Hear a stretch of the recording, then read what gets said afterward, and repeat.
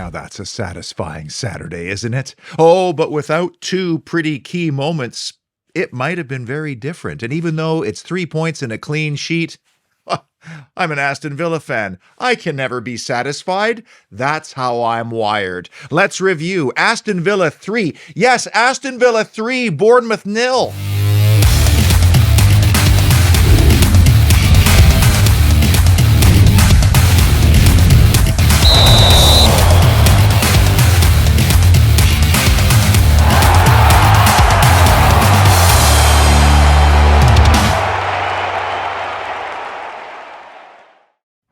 Oh man, Team Hut's on the case. Tom and young Alfie heading to the big Bournemouth game, taking us through the lead up, all the exciting anticipation. Look at that beautiful stadium. There's young Alfie heading off to the match. Hopes, dreams, all before us. A piper. I'll let you enjoy, and thank you to you, the Huts, and also everybody who sends this magnificent material. I cannot wait to experience this myself.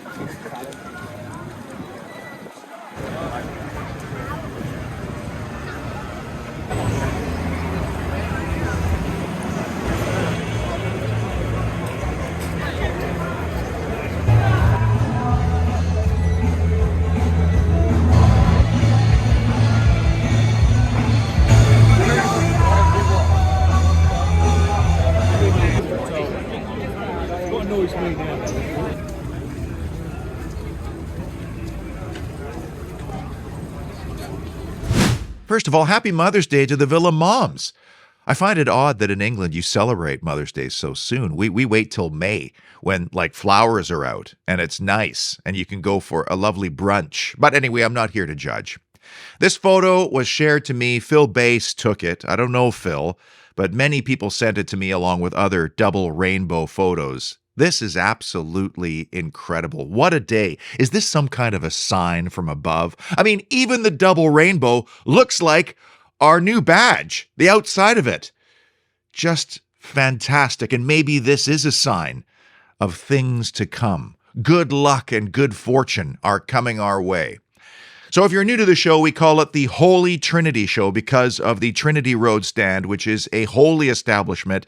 And Trinity also means three, the three key issues or moments that defined Aston Villa 3, Bournemouth 0, starting with the key statistics. And I don't know what you're happier about. Is it the attack-minded statistics?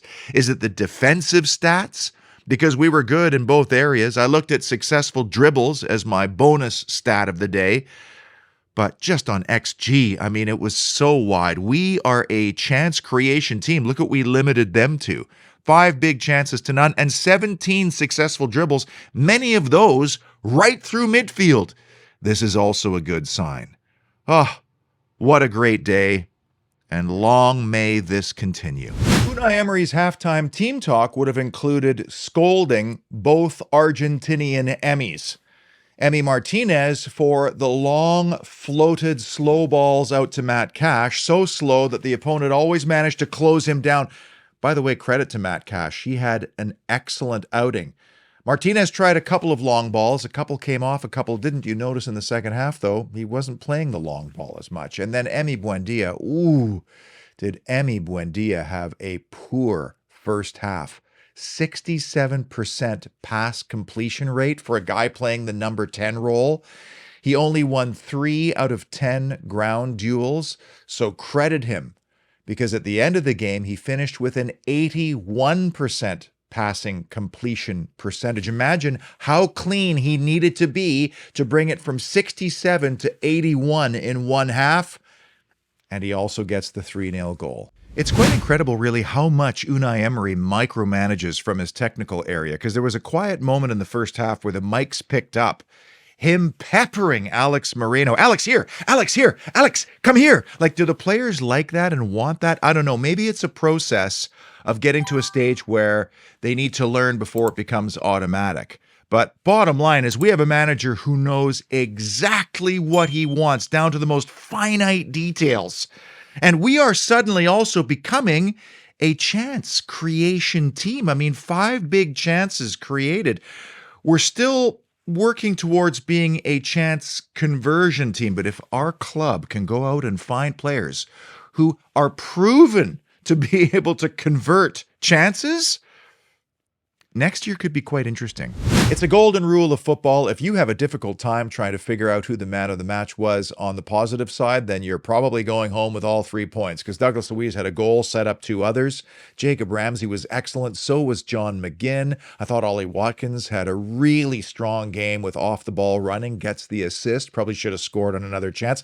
Tyrone Mings was excellent. So was Ezri Konsa. 95% pass completion rate. Okay, usually they're short, simple balls, but when you don't notice Konsa, that's a good thing. Then you had Martinez. He was strong. Matt Cash had an excellent game. I mean, perhaps it's more revealing which names I haven't mentioned. And those are the names that may have to settle for dropping down the pecking order as Aston Villa plans its summer recruitment. Key moment, the 1-0 goal, a 10-pass, 45-second sequence that started with Tyrone Mings pinching the ball at the edge of his own penalty area. And then spectacularly, it goes down to the other end. And, there was a bit of good fortune in it as well. Ollie Watkins' shot deflected right to Leon Bailey. He does so well getting to that area I talked about last week, driving it to the byline and hooking it back. Douglas Luiz could have scored this goal with his eyes closed. But Luiz had a bigger role to play in the build-up to this. And I believe all of our midfielders are learning the Spanish art of la pausa, the pause. Okay, because I saw it so many times in this game, and that is where you force your opponent to decelerate to a stop, at which point you're now unbalancing them, and you accelerate and take off. How many times did John McGinn do the McGinnian spinorama where he shows and then pivots, and then with his little alligator arms, he starts driving forward? Luiz did it a couple times, including on this goal. He paused the defender, then blew past him and drove forward, sending the ball out wide to Ollie Watkins.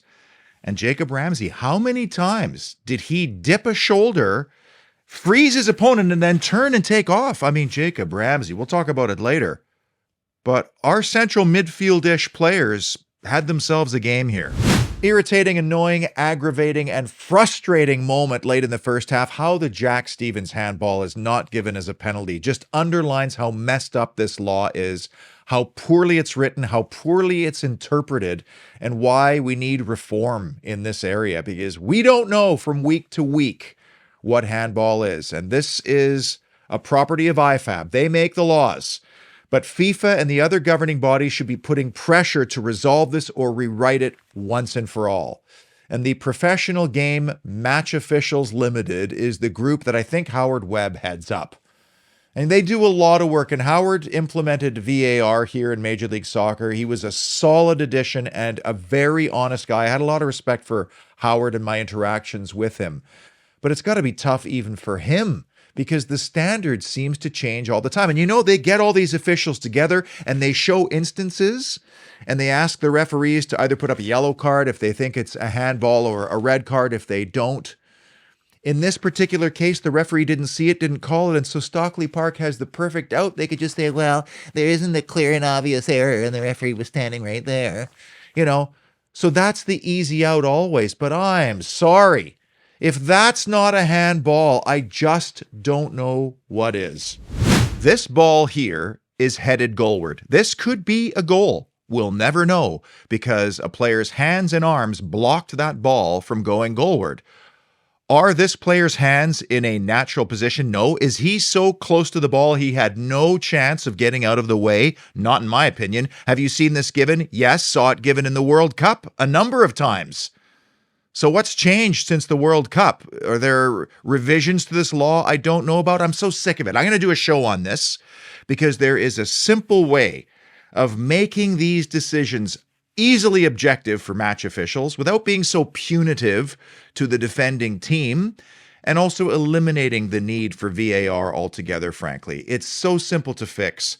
This in offside, we've got to address it, because I'm sick to death of not knowing what a handball is from week to week, and I'm sure the players are the same. Wonderful, touching, human moment in this match, the return of David Brooks to football after some 500 plus days without. I mean, there was a time when he was worried about his football career, and then there was a time where he was worried about his life. And we were linked to him, I recall, a few years ago. It might have been in the late days of the championship. I always fancied him as a player.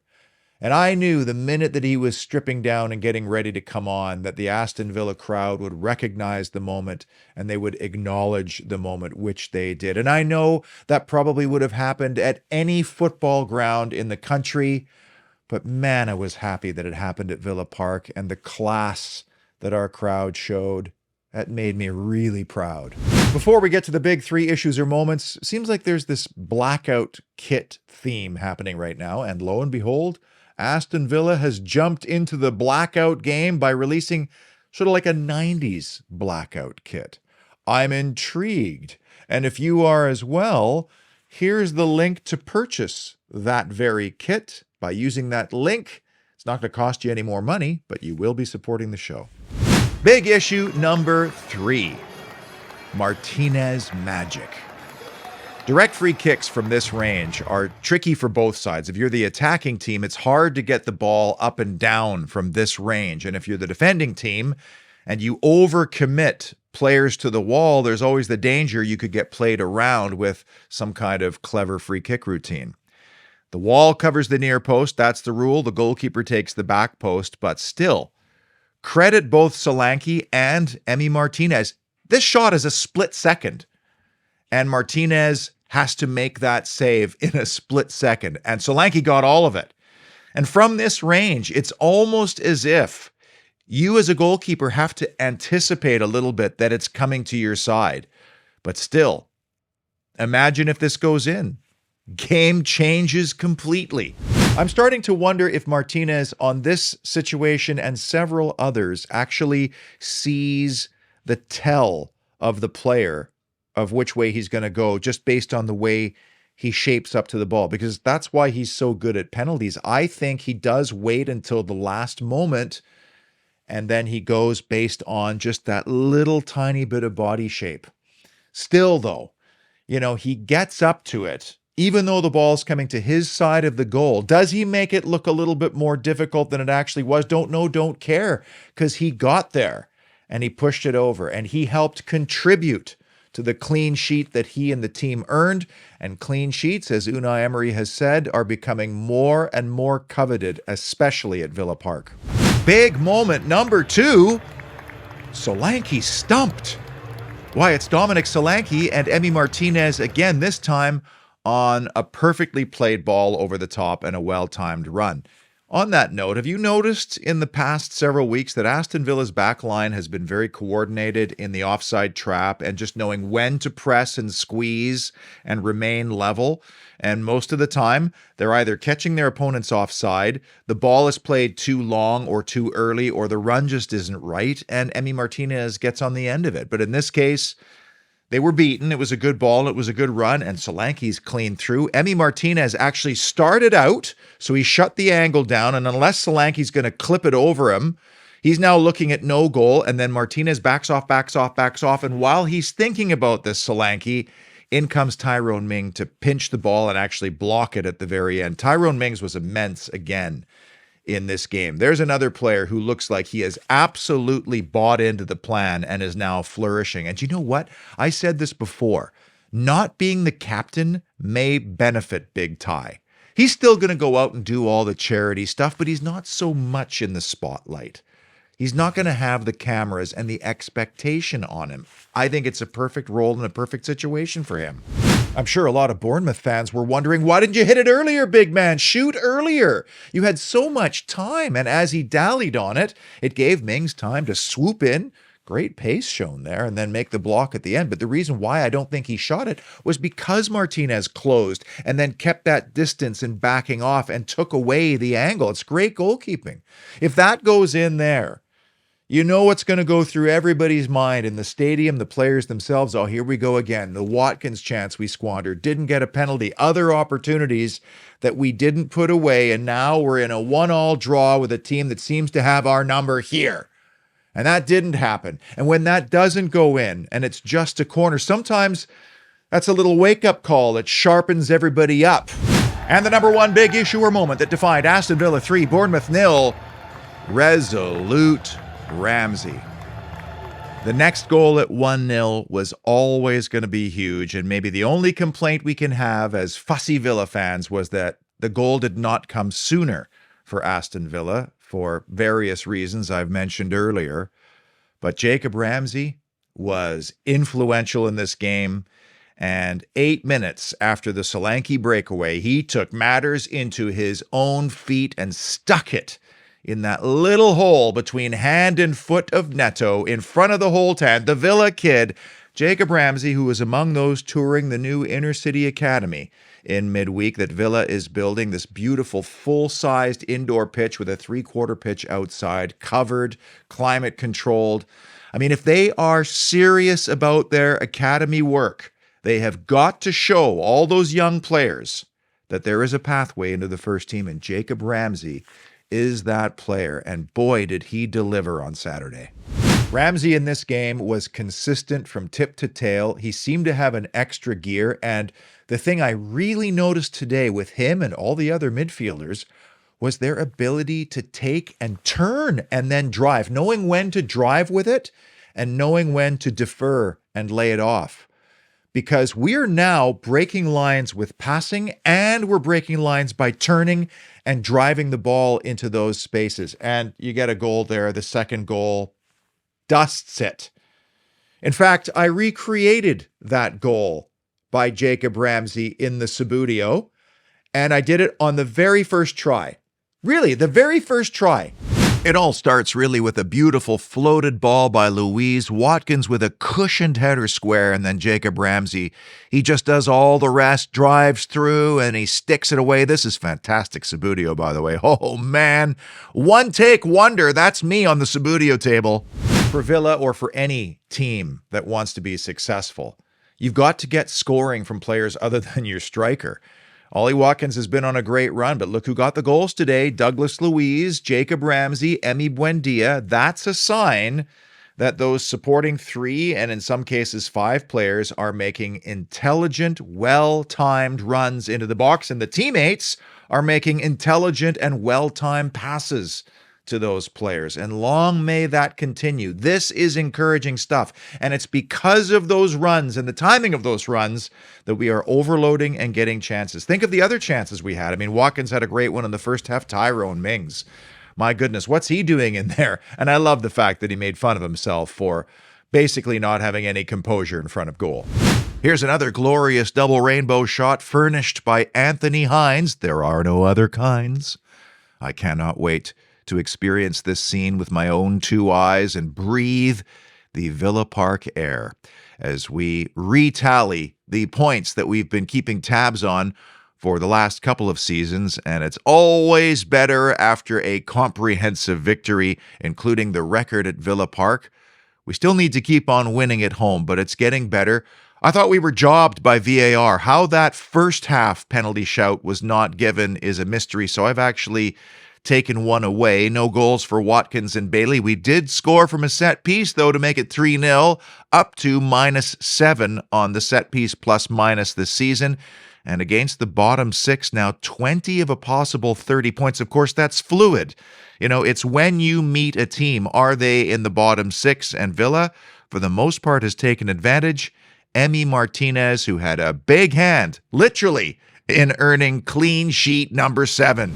Off we go to the bridge then, and I have quite a few hardcore Chelsea fans in my circle. And isn't it interesting how the war in Ukraine has had a profound impact on the fortunes of Chelsea Football Club? Because, of course, Roman Abramovich was under some severe political pressure to sell the club, which he did, ironically, to an American. Todd Boehly also owns a big stake in the LA Dodgers, just recently the LA Lakers, and he also has a large stake in the fantasy gaming firm DraftKings. And how he's gone about leading Chelsea has felt rather fantasy-like from where I sit. What I'm most curious about is who at Chelsea Football Club is advising Todd Boehly on the transfer strategy or recruitment policies, or are there any? because in January, they laid out over 300 million quid on a bunch of players that seemed to have like really good fantasy values, and some of whom were actually rather similar, playing similar positions. Are those the players that Graham Potter wanted? Because what I see is a grossly unbalanced side, maybe one of the most unbalanced teams in the entire world.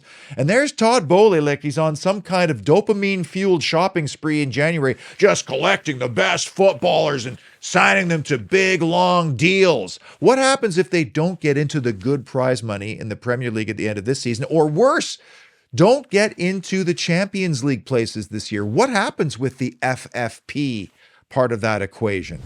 So he initiates all these transfers and then commits them to these really long, almost Major League Baseball-like contracts.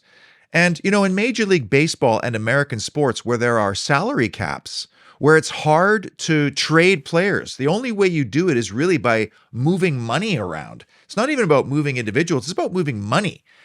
And that may work in a salary cap world where you're amortizing somebody's contract over a long period of time and building your marketing around them, et cetera, et cetera. But in a free market like football, I'm not sure that that's going to work. And then he goes out a couple of weeks ago and he basically broadcasts to everybody all the players he wants to get rid of in the summer to balance his books. Well, he's now basically devalued all those players because now every other club in the world knows, ooh, I might be able to get a decent price for Hakim Ziyech or Christian Pulisic or whoever else he's blowing out the door. And then there was the way he handled the managerial change.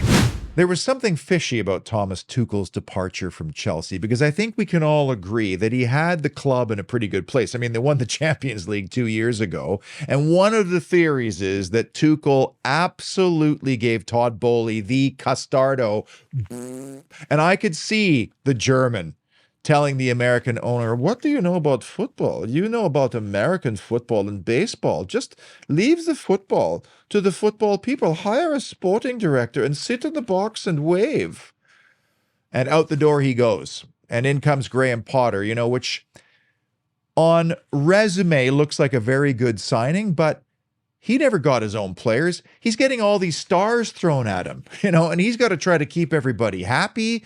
It turned into a disaster. There was an uptick in form, but not before rumors that Roberto De Zerbi, Potter's replacement at Brighton, had been engaged about coming in.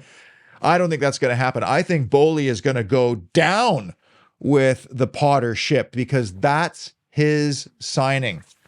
Still, though, it just all seems like a three-ring circus to me. Owning a professional sports franchise or two in America does come with some prominence and profile, but when you own Chelsea Football Club, you now have global profile and prominence. And I honestly think this guy is somehow power drunk. And by the way, he's always going on about doubling revenues. We're going to double revenues. That's not what supporters want to hear, especially when you price some of your hardest core supporters right out of the market by jacking up your ticket prices. Then they go this weekend and drop points against relegation-threatened Everton with a late goal. Not a convincing performance again. And that draw pushed Villa back down to 11th, unfortunately. But it does now set up a tasty encounter at Stamford Bridge in a couple of weeks, doesn't it? Bottom line is, let's just thank our lucky stars these two lads came into our life.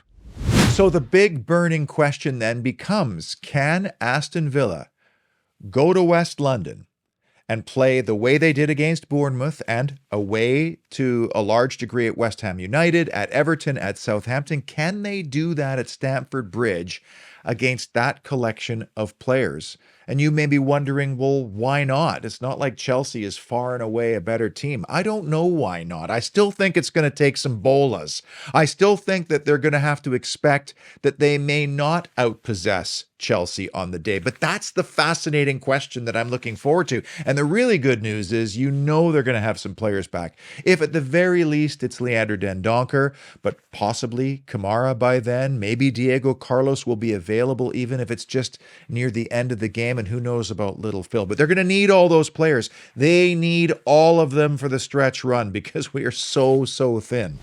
Only Arsenal, United, and City have gained more points in the Premier League since Unai Emery took charge of Aston Villa. Just wow. International break, boo! Going in with a win and a good performance, yay, because there's nothing worse than stewing over a bad result or performance and having to wait until the next one. Until that time, and I promise to get this Laws of the Game show out, because honestly, we as the supporters and owners of this game need to start a grassroots movement. Like the Dutch farmers, for example. Until that time, be well, enjoy the first glimmers of spring, and as always, up the mighty Villa.